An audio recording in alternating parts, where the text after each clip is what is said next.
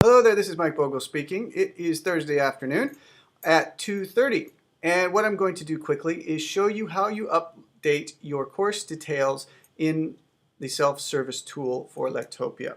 And specifically, this will enable you to make changes to course cohorts or course codes, as well as to add a login requirement or remove a login requirement. So the way you get to the tool is by opening a web browser and going to elearning.unsw.edu/lectopia_DIY. And this will take you to a login page. Okay, and I'll just enlarge this slightly.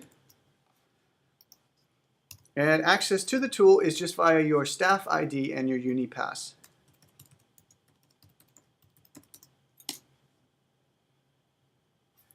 And on the following screen, you will see a variety of options that are available to you, each of which will be covered by a different support clip, such as the one you're watching right now.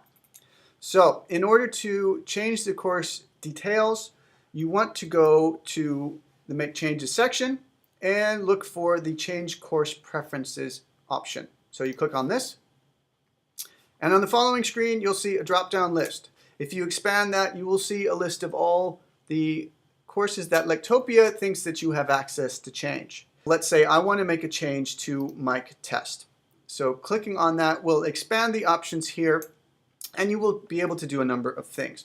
You can either remove a course code which is no longer relevant for the course, or you can add an additional one. And the importance of this here is that if you are requiring that students log in to access the recordings, any cohort that is associated with the course needs to be included here. So for example, if I'm enrolled in UNSW test and we remove that and you require that I log in to get to the recordings, I won't be able to gain access. I'll be prevented from doing so.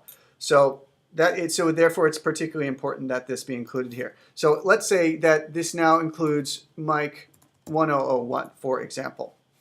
You want to add the cohort, it now appears here, and you save changes. And that will enable anybody who's enrolled in Mic 1001 to access the recordings if you require a login. Now, secondly, security. You have a public option and you have a private option.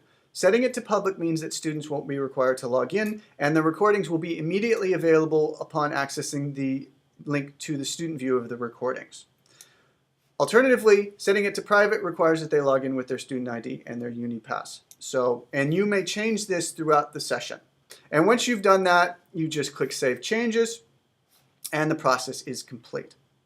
So if you have any questions about this, the first port of call for support is the Lectopia support site. So if you click on Lectopia Support Home, you're going to see a variety of different options here, but in particular, take a look at the self-service tool, and this covers the use of the tools in a great deal of detail. Alternatively, you can contact the service desk.